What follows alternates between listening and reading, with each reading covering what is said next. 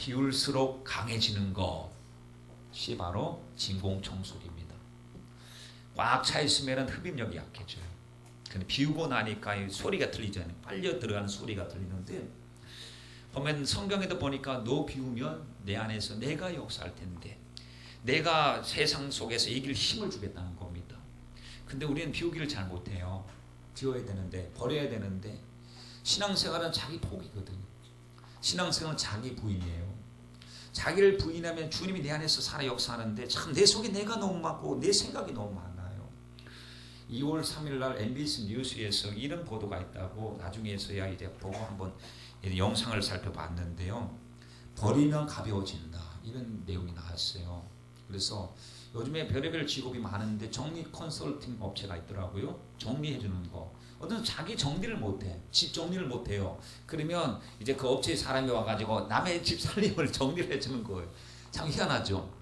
자기 집을 자기가 정리해야 된다고 하고, 이거 물어보겠죠. 무조건 버리는 게 아니라, 근데 쓰레기 봉지를, 큰 봉지를 갖다 놓고 물어보고 나서 다 내가 보니까, 객관적으로 보니까 당신이 안 씁니다, 버리세요. 그러면 이제 이게 컨설팅을 받고 이제 갖다 버리는 거예요. 그러니까 쓰레기가 많이 나오는데, 무슨 얘기를 하냐면 버리지 않기 때문에 공간이 없다는 거예요. 그래, 버려야 정리가 된다는 거예요. 그걸 들으면서 맞아, 저 버려야 되는데, 우리 옷장에도 보면 안 입는 옷이 많거든요. 근데 아까워서 못 버려요. 구석구석에 많아. 근데 보면 1년이 돼도 안 입고 2년이 돼도 안 입고 한 3, 4년 돼도 안 입는 것이 아까워서 못 버리는 것이 있습니다. 뭐 줄 수 있는 사람에게 주면 좋겠고, 그 보도를 보고 나서 옷장 정리해야겠다, 이 생각이 들어서 한번 간단하게나마 이렇게 옷을 한번 정리한 적이 있습니다.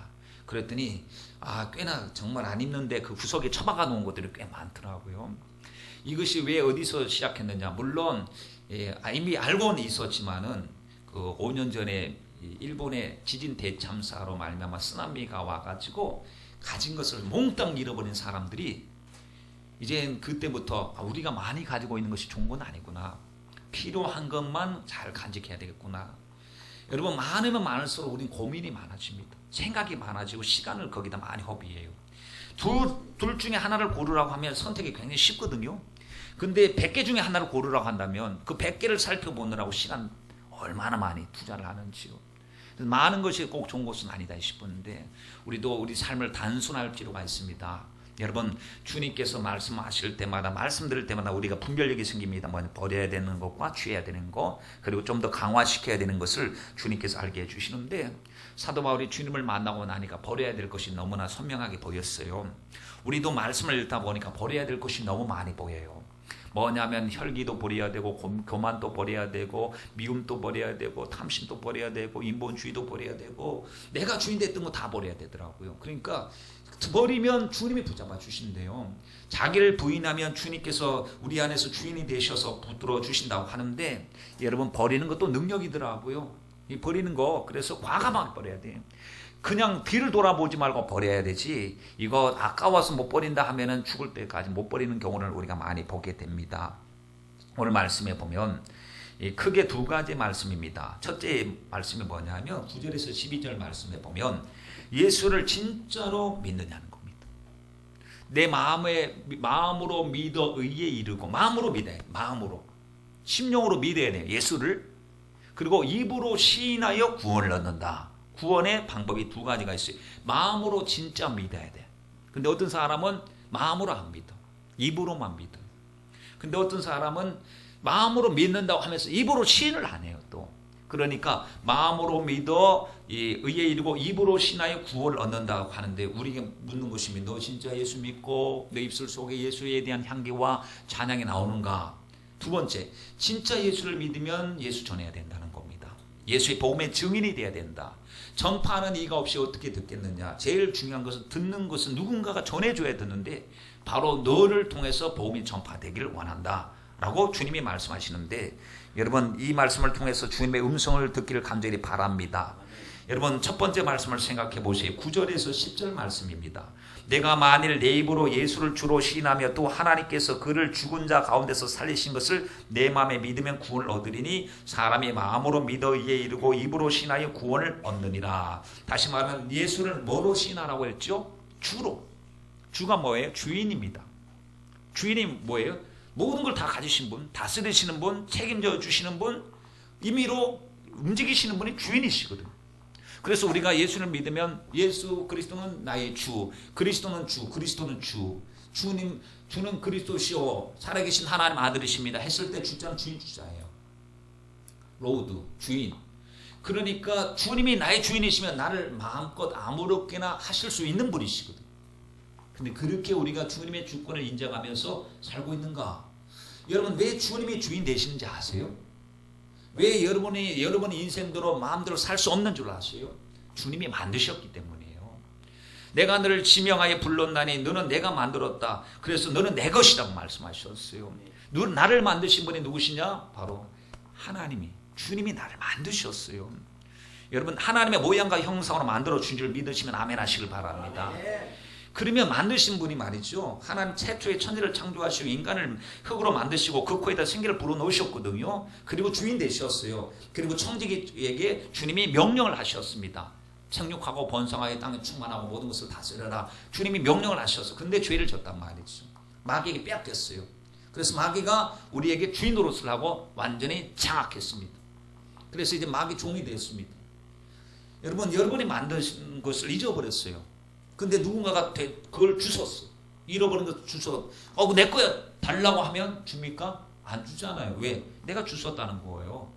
내가 주웠는데 네 거라고 하는 분명한 것도 없고, 주웠으니까 임자는 나라는 거예요. 그러면 그것이 만약에 잃어버린 것인데 내가 값을 지불하고라도 되찾아와야 되면 그 사람이 값을 지불해 줘야 됩니다. 그러면 그 값을 지불해 주면 내 것이 되거든요. 내가 다시 산 거예요. 그런데 성경에 보니까 예수님께서 나를 피값으로, 예수님의 피값으로 나를 다시 사셨어요. 이것이 바로 구속이에요. 구속.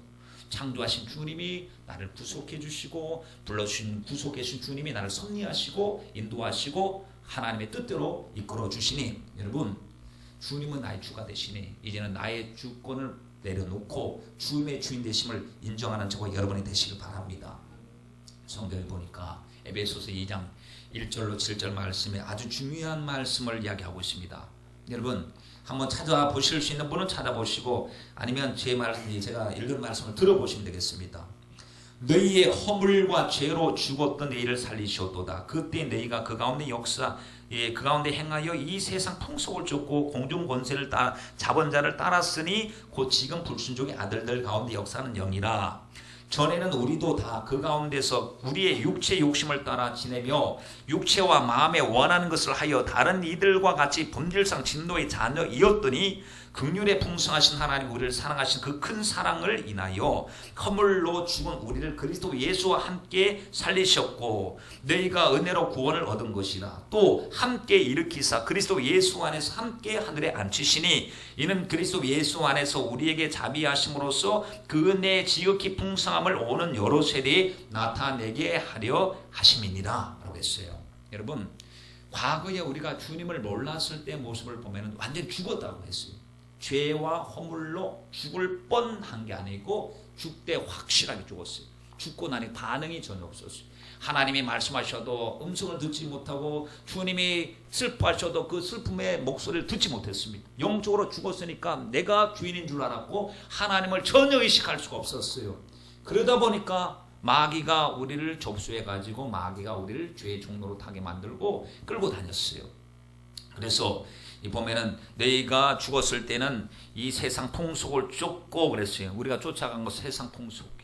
하나님의 아무런 그 세상 풍속 속에는 하나님이 안 계시오. 오직 하나님을 도전하고 대적하는 문화, 사상 이러한 것들이 있었지. 그래서 세상의 풍속을 쫓았는데 오직 세상의 영광과 영화와 성공을 위해서 쫓아갔는데, 마귀가 어떻게 역사하느냐? 지금 또 역사한다. 그때 그 마귀가 수많은 사람을 타락시키고 죄짓게 만들고 인생을 피폐하게 만들었던 마귀 역사가 지금 또 역사하는데 누구와 대상이냐? 불순종의 아들들이에요. 불순종의 아들들 가운데 역사하는 영이라고 했거든요. 그러니까 뭐냐면 지금 또 만약에 내가 불순종의 아들의 모습을 갖고 있다면, 내가 여전히 교회 안에서도 세상의 풍속을 쫓고 있다면, 내가 여전히 주님의 말씀 안에서 주님이 살려주셨는데 죽은 것 가지고 아직까지 붙들고 있다면, 아직까지 육체 욕심에 따라서 눈에 보이는 것을 따라 살고 있다면 희한한 일이 생기는 겁니다. 나를 살려주셨는데 나는 나를 이끌고 가는 것이 주님이 나의 주대심으로 이끌고 가는 것이 아니고 과거의 것을 버리지 못해서 거기 아직까지 끌려간다는 사실을 분명히 말씀해 주고 있습니다. 여러분, 이런 자격이 없는 우리를 하나님이 구해 주셨어요. 너희가 그 은혜로 인하여 믿음으로 말미암아 구원을 얻었나니 이것이 너희에게서 난 것이 아니요 하나님의 선물이라고 하셨어요. 사랑이 풍성하신 하나님의 그 사랑으로 인하여 우리가 다시 살게 되었어요.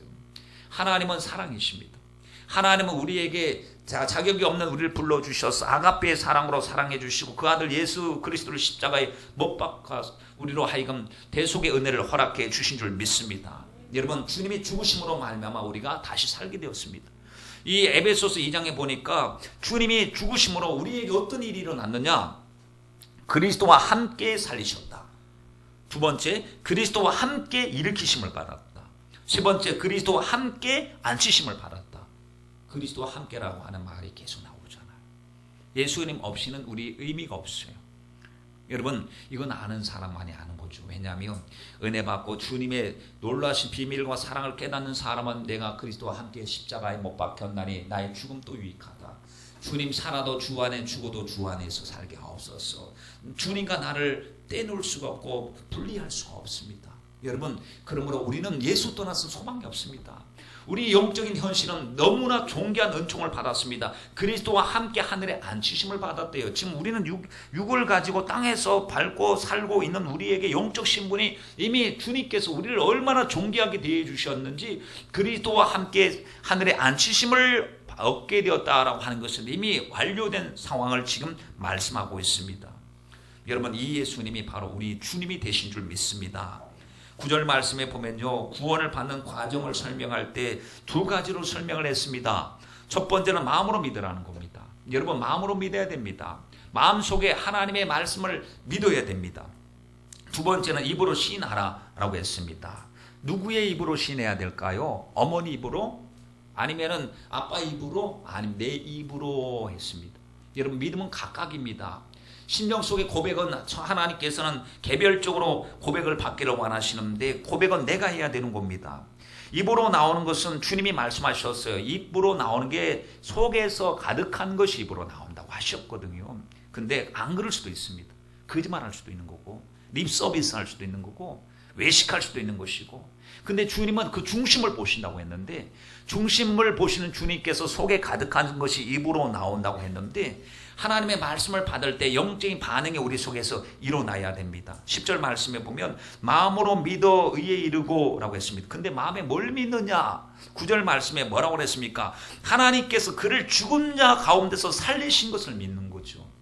하나님이 죽은 자 가운데 살리신 예수 그리스도의 부활을 믿는 겁니다. 그러므로 예수님의 죽으심은 우리 죄로 인하여 죽으심이요 주님의 사심은 우리를 다시 사시기 위해서 부활의 첫 열매가 되셨다는 사실을 믿으면, 부활을 믿으면 사람이 담대해져요.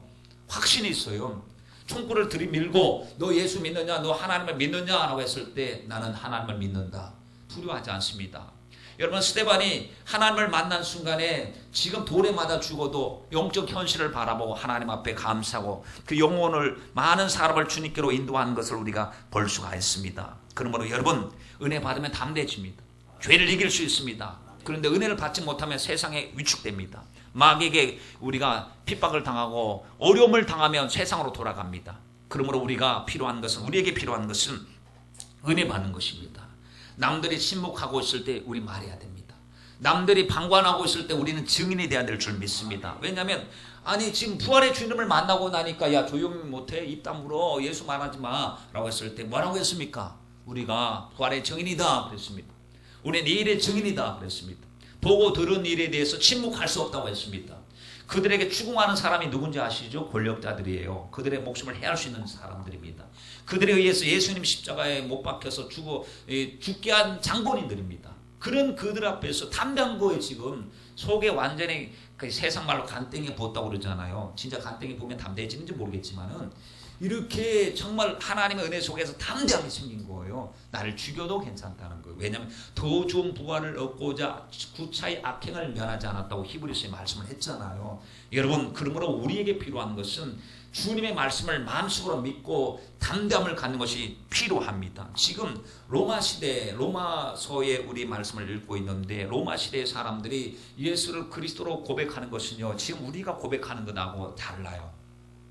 왜 그러냐면 당시에 가장 로마에게 있어서 최고의 권위자는 황제였습니다. 시죠. 가이사라고 하죠. 가이사. 그래서 가이사가 주님이시다 하면 신과 동등이라고 생각했습니다. 그래서 황제 숭배의 정책을 펼치고 있는 그때에, 그래서 가이사는 주님이십니다. 만날 때 그렇게 인사했대요. 가이사는 주님이십니다. 옛날에 보면 하일 히틀러 그랬잖아요. 하일 히틀러. 뭐냐면 히틀러 만세 이런 뜻입니다. 하일이라고 하는 말이. 여러분, 그러니까 이 사람을 높이고 히틀러도 막 높이고 이 독재를 할 때 신격화시키는 거예요. 그런데 아닙니다. 우리의 주인은 주님이십니다. 그러면 만이란 책임을 져야 돼요. 로마에게 이제 어떤 재산 몰수당하고 신분 이제 완전히 파탄나고 어떤 일이 있을는지 몰라요. 그 신앙 고백을 하며, 다니엘도 보세요. 신앙 고백을 했잖아요. 다 빼앗길 것 생각하고 창문 쫙 열어놓고 하나님 앞에, 하나님 저 예수 하나님 믿는 사람입니다. 사람들이 나를 갖다가 한 신앙으로 지금 올무를 만들어 놨지만 그럼에도 불구하고 나는 주님을 사랑합니다. 내가 가지고 있는 거 빼앗기는 것이 중요한 것이 아닙니다. 믿음을 빼앗아갈 수 없습니다. 나는 주님을 사랑합니다. 라고 고백했습니다. 여러분, 영적으로 준비가 되지 않으면 고백할 수 없어요. 안 믿는 회장이 말이죠. 딱 앉아가지고 회의한다고 하면 그 앞에서 예수 믿는 사람임을 드러내면 불이익을 당한다고 생각해 보세요. 말하면 잘 못할 것 같아요. 저 사람 아주 골수분자인데 내가 크리스찬이면 혹시 불이익을 당한 게 아닌가. 여러분, 베드로를 보세요. 주님께서 베드로에게 한두 번 말씀하신 게 아닙니다. 베드로야, 사단이 너 지금 밀가부로 하려고 너를 청구하고 있다. 정신 차리고 껴서 기도해야 돼. 내가 너를 위해서 눈물로 기도하고 간구했으니까 너도 믿음에 굳게 서서 네 형제를 지켜야 될 것이다. 그리고 주님께서 겟세마네 동산에 올라가셔서 기도를 하셨죠. 하나님, 아버지 뜻이면 이 잔 피해가지 말게 하시고, 할 수 있거든 피해가시기를 원하지만 내 뜻대로 마옵시고 아버지 뜻대로 되기를 원합니다. 기도했어요. 그러면서 기도하실 때 그 기도가 얼마나 간절한 기도였던지요. 땀방울이 피방울이 됐다 그랬어요. 무엇에 혈관이 터져갖고 피가 나왔다는 겁니다.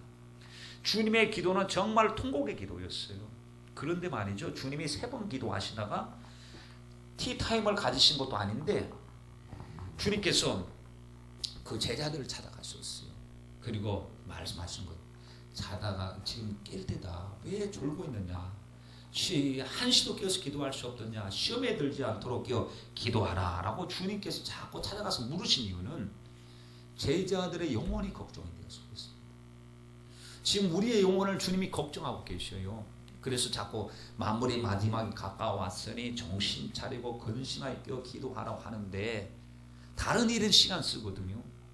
다른 일에는 관심도 있고 다른 일에 물질도 투자하고 다른 일에는 막 힘을 기울이는데, 주님이 그렇게 중요하게 여긴 영적인 일에 대해서 왜 우리가 무관심해야 되는지, 왜 기도하는 일에 주님이 기도를 통하여 만물을 변화시키고 역사를 이루어 주시겠다고 주님이 엄청난 약속을 하셨음에도 불구하고 여러 가지 핑계를 대면서 영적으로 준비하지 않는 이들이 있으니, 여러분, 이 일을 지금 우리가 어떻게 해야 됩니까? 우리가 지금 성도로 한 이름을 가졌다고 해서 다 구원받았다고 구원은 따놓은 당상이라고 말할 수가 없습니다.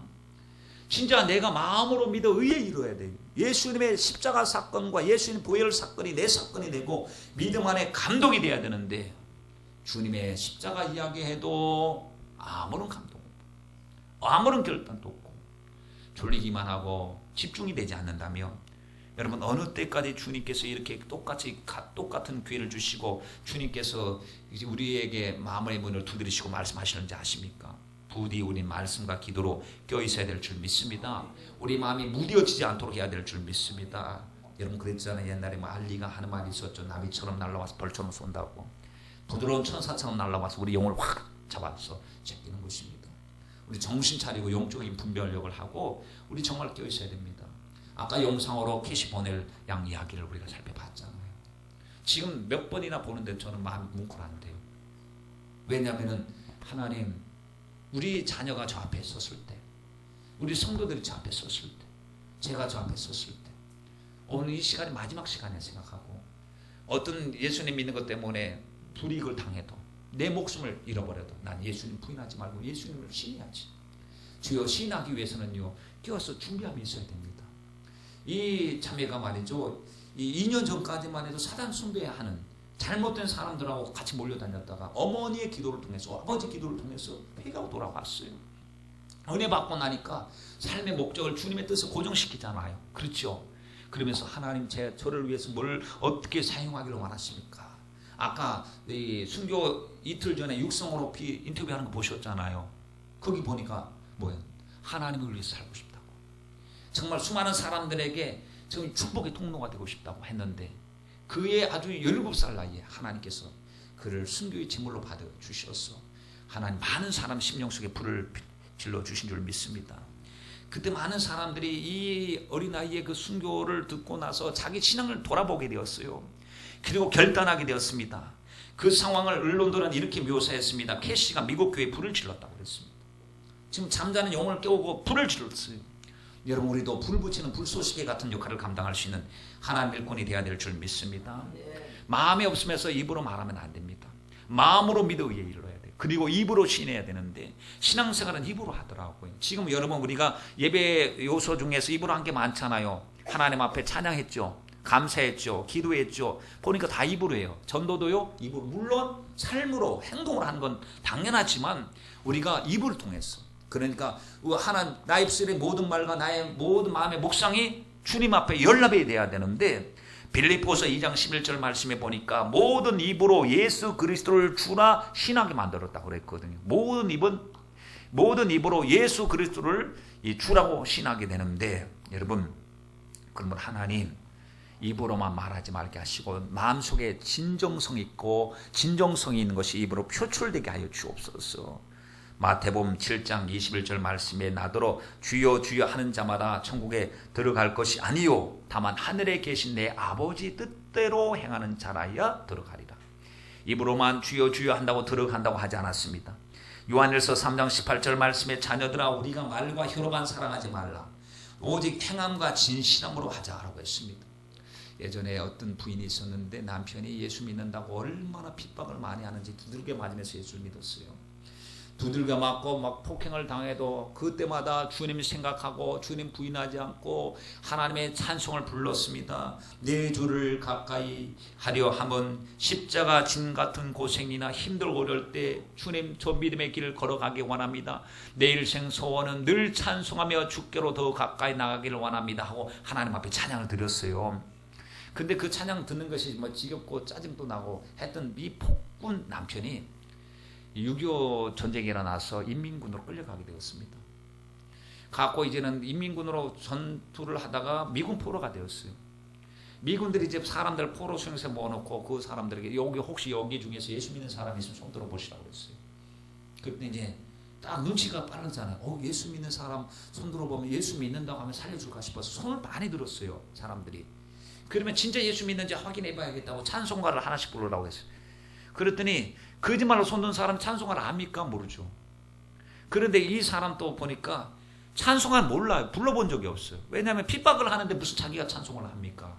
그런데 들은 것만, 맨날 자기가 아내를 괴롭히고 막 힘들게 만들 때마다 아내가 눈물을 흘려가면서 내 주를 가까이 하게 하면 십자가 진 같은 고생이나, 여러분 저도 모르고 한 번도 불러보지 않은 찬양을요 알고 있는, 흥을 그릴 수도 있고 약간의 리듬을 탈 수 있는 부분이 있습니다.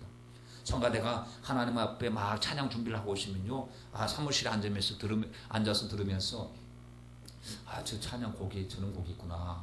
그다음 나중에 들으면 어디서 들은 것 같아. 근데 제가 들은 건 아니고 성가대가 연습할 때 들은 찬양이 옛날에 많이 들은 것 같은 느낌이 들어요. 이처럼 여러분, 이 남편도 말이죠, 지금 위기를 만났을 때 자기가 예수 믿는다고 손을 들었는데 찬송을 하겠다고 나서서 살기 위해서. 그런데 아내가 너무나 많은 찬양을 들었기 때문에 109절이 생각이 났어요. 내 주를 가까이 하게 하려 하면 십자가 짐 같은 고생이나 여기까지 모르겠어요. 여기까지밖에 눈물이 나기 시작합니다. 자기가 이렇게 위기를 만났고 그럴 줄 알았으면 내가 예수 진짜 믿을 걸. 아내가 그렇게 기도한 것이 이 순간에 열매를 맺었는지 자기도 모르게 눈물이 나오기 시작합니다. 웬 더 이상 모르겠거든요. 살기를 원하는데 더 이상 모르고 그때 내가 그 아내가 생각이 나는데 눈물이 주르륵 흘러나니까 미군이 보는데 찬양부르다 우네. 그냥 가정은혜가 충만해 보이잖아요. 찬양부르다 예수 믿는구나 하고 그를 다른 곳으로 옮겨서 그래도 대접을 받게 했다라고 하는데, 여러분 우린 정말로 예수님을 진정으로 믿고 믿는 예수를 입으로 신해야 될 줄 믿습니다. 11절 말씀에 믿는 자 뭘 안 당한다고 했습니까? 부끄러움을 당치 않는다 했습니다. 여러분 우리가 주님 부끄러워하면 주님이 우리도 부끄러워하신다고 그랬어요. 우리가 주님을 시인하면 주님 우리 시인한다고 했습니다. 우리는 부끄러움이 너무 많은 사람이, 수치가 너무 많고 더러운 옷을 입고 있는 사람입니다. 근데 우리 주님께서 믿는 자는 부끄러움을 당치 어떻게 옷 뺏겨 주시는 거고. 여러분 보십시오. 탕자가 과거 거짓골을 하고 왔을 때 아버지가 돌아온 아들을 어떻게 부둥켜 안습니까? 가좀 때 꼬질꼬질한 묻은 때 아주 막 더러운 이 돼지치기 하다 보니까 옷도 빨지 않아서 다 이게 헐어버린 그 옷을 입은 채로 그냥 부둥켜 안고 막 울고 있습니다. 그러면서 당장 가서 목욕하라고 옷을 다 뺏겨서 목욕시키고 새 옷을 빼줬어요. 그리고 잔치를 벌어줬습니다.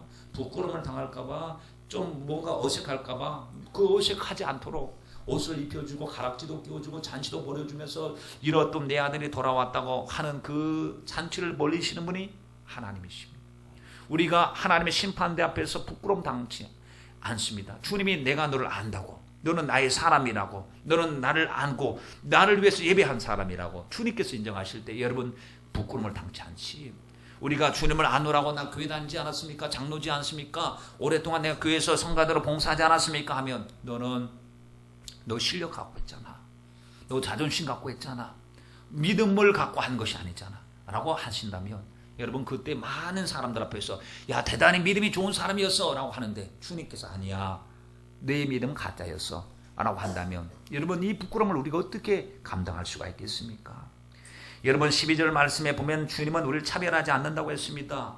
하나님은 차별하지 않으시는 분이십니다. 유대인이나 헬라인이나 차별이 없습니다 그랬습니다. 한 주께서 모든 사람의 주가 되시고 저를 부르는 모든 사람에게 하나님은 부유를 주시는 분이신데 분명한 것이 있죠. 차별은 하지 않지만 뭘 하신다고요? 구별하신다고. 차별은 하지 않지만 구별하셔요. 여러분 주님께서는 우리에게 가졌다 못 가졌다 배웠다 못 배웠다 차별하지 않으십니다. 그러나 믿음이 진짜인지 아닌지 하나님 앞에 중심이 온전한지 아닌지 주님께서 그것을 구별하시는 거예요. 일한 대로 갚아주셔야 되기 때문에 구별하시는 거예요. 충성된 자인지 거짓된 자인지 주님이 구별하시는 겁니다. 그러므로 지금 우리가 말씀 듣는 시간마다 우리가 어떻게 주님이 구별하신 자리에 서도록 애쓰고 힘쓰고 노력해야 됩니다. 끊어야 할 것을 끊고 버려야 될 것을 버려야 되고 괜히 뜰만 밟고 머뭇거리지 말고 마당만 밟고 가지 말고 주님이 계신 존전으로 들어와서 말씀 듣고 회개하고 주님을 만나고 우리 심령의 변화가 일어나야 될 줄 믿습니다. 여러분 에베소서 2장 말씀에 아까 얘기했잖아요. 우리가 예수님 알기 전에 하나님 만나기 전에 모습 뭐라고 그랬죠? 마귀에게 사로잡혀서 살았고 눌려서 살았고 세상 풍속 쫓아 살았고 죄와 허물 때문에 하나님과 관계없이 살았고 그리고 마귀는 지금 또 불신종 아들 가운데 역사하고 한다고 했고 그때는 나 육체 욕심대로 따라 살았다고 했는데 지금 또 똑같이 살고 있다면 단지 달라진 것은 교회 주일날 온다는 것밖에만 달라진 것이 없다고 한다면 누구에게 조정받고 누가 진짜 주인인가를 우리가 살펴봐야 되지 않겠습니까? 여러분 어떤 대가를 지불해서라도 우리는 주님의 사람으로 굳건히 서야 될 줄 믿습니다. 영적 형편이 점점 나아져야 되잖아요. 여러분 졸업 시즌이 돼가지고 아이들이 이제 초등학교에서 중학교로 가고 중학교 고등학교로 가고 하는 것을 봤을 때 야 많이 성장했구나 생각하는 것이 의젓해졌구나 이제는 아주 보니까 폼새가 나네 그러면서 막 축하해 주잖아요. 졸업했다고 아이고 이제는 모름 같다고 훌륭하다고 해주는데 초등학교 들어갈 때 그 모습 그대로 생각이 덩치는 컸는데 생각이 똑같다고 생각해 보세요. 자기밖에 모르고 아직까지 코 질질 흘리고 말이죠. 선생님 이 강의하시는데 막 떠들어대고 막 옆 사람 찔러대고 집중하지 못하게 만들고 하면 그게 그 모습이 초등학교 졸업하는 모습으로 생각해 보세요. 중학교 졸업하는 모습으로 생각해 보세요. 아니 졸업은 하고 옷은 더 좋은 옷을 입고 큰 옷을 입었는데 생각이 전혀 바뀌지 않았다면 부모님이 관심이 얼마나 많을까요? 여러분 우리는 벌써 젖을 떼야 될 유아기를 떼야 될 생각하는 것이 어린아이 같았을 때는 이미 버려야 돼요. 장사한 자가 되고 나서는 어린아이 같은 일을 버리라고 했거든요. 언제까지 젖만 먹고 언제까지 나만 알아달라고 그러고 언제까지 육신의 생각만 추구하고 살겠습니까? 이제는 뭔가 영적인 철이 들어서 하나님 보실 때는 일꾼으로 제자로 살아가야 되지 않겠습니까? 주님이 좋다고 팬 같이 우리가 막 팬 사인회 하듯이 주님 앞에 쫓아가는 게 아니라 주의 제자로 부름을 받았으니 주님 가신 그 길을 우리가 걸어가야 될 줄 믿습니다. 여러분 주님의 사랑은 너무 크신 사랑이에요. 받아주신 사랑이에요. 여러분 이 사랑에 우리가 영적으로 반응해야 될 줄 믿습니다. 어제 토요일날 우리 학생들하고 예배를 드렸습니다. 예배를 드릴 때 아이들에게 이렇게 말했습니다. 하나님이 사랑의 ABCD E를 안 해? 하나님은 사랑 ABCD E로 하나님의 사랑을 설명할 수 있어. 하나님의 사랑 보십시오. 첫 번째 하나님의 사랑 A가 accept 받아들인다. 받아주신다. 이게 accept라고 말이 받아준다는 말이에요. 용납하고 받아주시는 거. 나 자격도 안 되는 주님이 받아주셨어요. 그럼 우리도 서로 받아주래. 이게 믿음이래. B가 보니까 believe 믿음을 가지신 거. 우리를 믿어주시는 거예요.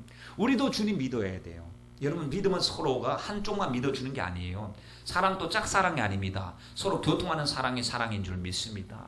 여러분 우리가 케어 정말 케어 요즘 케어란 말 많이 하잖아요. 그렇죠? 아 케어가 필요해. 그래서 우리 가정 자녀들도 케어가 필요해. 누구의 케어? 주님의 케어. 주님이 양육해 주시는 거예요. 주님이 지켜주시고 돌봐주시는 거예요. 여러분 주님이 돌봐주시겠다고 자꾸 내 품으로 내 안으로 돌아라고 하는데 자꾸 세상 쫓아나가고 부모님 말씀은 안 듣고 오토바이 타고 부릉부릉 하고 엉뚱한 데서 가고 친구들 잘못된 친구들 쫓아가면 부모님 마음이 어떻겠습니까? 디자이어 여러분 기대해 주신다고 했고요. 이래죠. 깨끗이 지운 게 지우듯이 그냥 지워주시는 분이신데 여러분 사랑과의 관계도 받아줘야 되고 믿어줘야 되고 키워줘야 되고 기대해줘야 되고 상처는 다 지워버려야 돼요. 안 좋은 감정도 다 지워버려야 돼요. 물론 그것이 생각하지 않을 수도 없지만 안 날 수는 없지만 은혜의 풍성이 받아서 은혜가 우리 마음을 주장하게 만들어야지 상처가 나를 이끌어가지 못하도록 우리는 하나님의 놀라신 사랑 안에서 하나님의 사랑을 그대로 받아들이고 그 사랑에 영적으로 반응하는 저와 여러분이 되시길 바랍니다. 여러분 주님께서 이런 놀라신 사랑으로 우리를 불러주시고 사랑의 일꾼으로 삼아주실 줄 믿습니다. 두 번째 단락이요. 예수를 전해야 된다는 얘기 13절에서 15절 말씀을 13절 말씀을 한번 보도록 하겠습니다. 누구든지 주의 이름을 부르는 자는 구원을 얻으리라 그랬어요. 복음은 누구든지 사랑도 누구든지 축복도 누구든지 대상을 제한하지 않으시오. 하나님은 모든 사람이 다 구원받기를 원하시오. 흉악한 죄인도 살인 강도도 주님은 죄인을 부르러 오셨다고 그랬어요. 가늠한 여자를 주님이 만나시고 하신 말씀 나도 너를 정죄하지 않는데요. 그러므로 다시는 가서 죄를 짓지 말라는 거예요. 주님의 목소리는 지금도 누구든지 그 소리 들었던 삭개오가 주의 일꾼이 되었습니다. 여러분 세리 마태가 주님의 제자가 되었습니다. 여러분 그러므로 누구든지라고 했을 때는 열린 약속이요 열린 교회예요. 그러나 누구든지가 아니에요. 그 말씀을 믿는 자들입니다. 사도 바울이 말했죠. 난 이젠 후로는 나를 위해서 의의 멸류관 생명의 멸류관이 예비되었으므로 그 예비된 이 멸류관을 받으러 가는데 나뿐 아니라 주의 나타나심을 사모하는 모든 자에게 나만 상급을 받고 나만 멸류관을 받는 것이 아니라 주님을 나타나시는 주님의 영광을 기대하고 주님의 재림을 고대하는 모든 자에게 이와 같은 영광이 같이 주어지게 될 것이다 라고 했는데 약속은 여러분 모든 사람의 것입니다. 하나님의 약속은요 언제나 조건절이더라고요. 하나님은 약속을 주셔요. 그 약속을 우리가 받습니다. 기도하는 약속을 주십니다. 그럼 기도를 우리가 해야 됩니다. 그리고 충성하라는 약속을 받습니다. 그러면 충성해야 됩니다. 우리가 할 수 있는 것 주님은 최고의 약속을 해주시는 거예요. 지금 주님은 한번 아직까지 우리가 변화되지도 않았는데 그래 넌 무슨 짓을 해도 난 너를 구원할 거야. 주님의 사랑은 끝까지 추적하시는 사랑이지만 여러분 설화 때 우리 말씀 들을 때 무슨 얘기를 했습니까? 보십시오. 용수철이요. 차가 땡기는 거예요. 그러면 탄성 때문에 다시 돌아가거든요. 땡기면 탁 돌아가. 고무줄도 땡기면 가는데 이 땡기는 정도가 너무 강해가고 끊어질 정도로 땡겨요. 끊어지면 못 가는 거. 그리고 스프링도 길게 늘어뜨리면 늘어져 버리면은 다시 돌아가지 않아요. 그 정도까지 가서는 안 된다는 거. 주님께서 지금 계속해서 말씀으로 성령으로 우리를 불러주실 때 여러분 주님 목소리 듣고 빨리 주께로 돌아가야 됩니다. 여러분 그렇습니다. 주님은 오늘 우리들에게 귀중한 말씀을 주셨어요. 충성하면 순종하면 기도하면 너 죽으면 더 크고 비밀한 것을 주겠다고 했으니까 이미 우리 약속을 받았으니까 그 약속이 충족되고 이루어질 때까지 그 말씀의 주인공이 되시길 주님의 이름으로 부탁드립니다. 여러분 14절 말씀 보세요. 그런즉 저희가 믿지 아니한 이를 어찌 부르리요 듣지 못한 이를 어찌 믿으리요 전파하는 자가 없이 어찌 들으리요 했어요. 당연한 얘기를 하고 계시죠. 이걸 조금 더 순서적으로 한번 정리를 한번 해보도록 하겠습니다.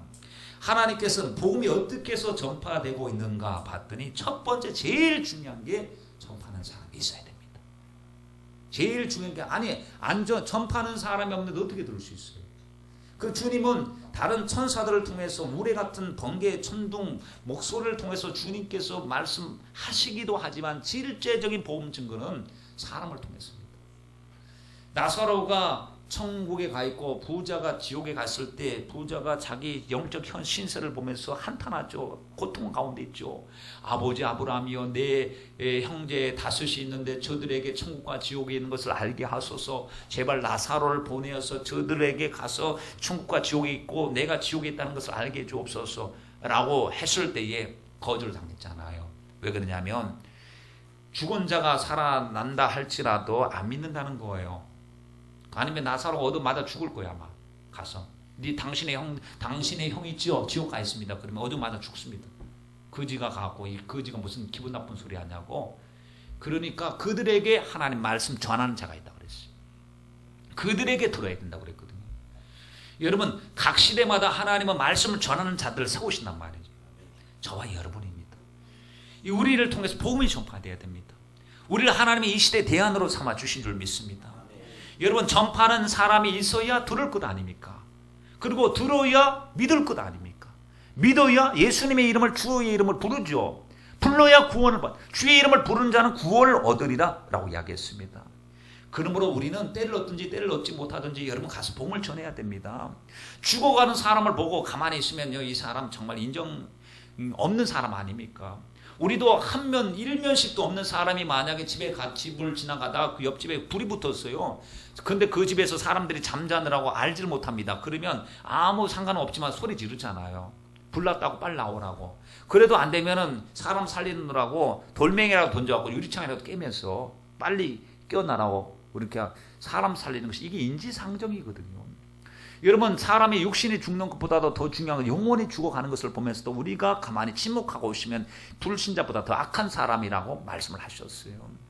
어제 뉴스에 보니까 어떤 뉴스가 나왔느냐면 지하철역을 지나가다가 어떤 사람이 갑자기 젊은 사람이 비틀거리더라고요. CCTV 보니까 비틀비틀거리다가 거기 개찰군지 그 있잖아요. 이렇게 돌아가는데 이 표 카드 찍고 들어가는데 그거 쓰러지더라고요. 여러분 아마 뉴스 보시는 분 계실 겁니다. 그때 사람들 어떻게 할까 사람 쓰러지고 막 그냥 경황이 없는데 한 사람이 가다가 가방을 딱 벗더니 가서 이제 심폐소생술을 하기 시작합니다. 막 이 심장을 이제 이 타력으로 이제 박동 움직이도록 사람이 이 심장이 먹고 나면은 4분 내에 빨리 심폐소생술을 하지 않으면 뇌세포가 죽기 시작해갖고 나중에 죽거나 아니면 이상해진다는 거예요. 그래서 그 귀에 골든타임을 놓치면 안 되니까 심폐소생술을 막 하는 것을 봤어요. 그러면서 이제 인터뷰를 하면서 젊은 사람 살리기 위해서 그냥 보니까 열심히 했는데 그때 이제 119가 와갖고 이제 대처를 하고 지금 병원에 가 있다. 정말 다행이다 하는 뉴스를 보면서 제가 무슨 생각을 했냐면 심폐소생술. 여러분 심폐소생술 어떻게 하는지 아시는가요? 어렴풋이 알죠. 그런데 어렴풋이 알아서는 안 되겠다. 어떻게 하는지 뭐 가슴 누르는 것도 알고 인공 뭐 이 호흡을 하는 것도 아는데 어쨌지? 왜냐면 그런 일이 자주 있지 않다 보니까 그러나 그런 일이 혹여나 발생되면 내가 만약에 지나가다 그런 사람이 있으면 사람 살려야 될 것 아니냐. 내 가족이 갑자기 그런 일이 있으면 사람 살려야 될 것 아니냐. 그러면서 심폐소생술을 하는 방법을 쳐봤어요. 다시 머릿속에 하나하나 정리를 했어요. 사람 살리기 위해서. 혹여나 그런 일이 없지만은 혹여나 가다가 그런 일이 생기면 그래서 제일 먼저 호흡을 확인해라. 호흡이 멈춰 있으면 이거는 위험하다. 다른 건 몰라도 그냥 쓰러져고 숨을 쉬고 있으면 이게 할 필요가 없지만 호흡이 막혀져 있으면 그러면 기도를 확보하고 좀 뒤로 제치고 그리고는 이 양쪽 젖가슴 가운데 이 부분을 갖다가 한 4cm, 5cm 정도 깊이가 들어가는 그 느낌으로 30번씩 펌프질을 해줘. 사람이 두 손을 모아가지고 펌프질을 하다가 나중에 2번 정도 이제 그 입술에다가 이 호흡을 두 번 불어넣고 가슴이 바람이 들어가는 걸 확인하고 그리고 나서 또 안 되면 또 다시 계속 올 때 119가 올 때까지 계속 만약에 아무것도 생각 안 나면 뭐 입에다 바람을 불어넣는 것도 그게 생각이 안 나면 그냥 가슴이라도 펌프질을 계속해주는 계속해서 할 수 있는 것은 그러다 보니까 사람이 이제 호흡이 돌아오고 했다고 하는데 여러분 육신을 살리기 위해서라도 죽어가는 사람 그냥 방관할 수가 없어서 이렇게 살리려고 애를 쓰는데 여러분 영원히 죽어가는 사람 영원히 죽는 사람을 우리가 방관해서 되겠습니까? 여러분 우리 힘으로 애를 써도 안 돼요. 그러나 하나님이 하실 거예요.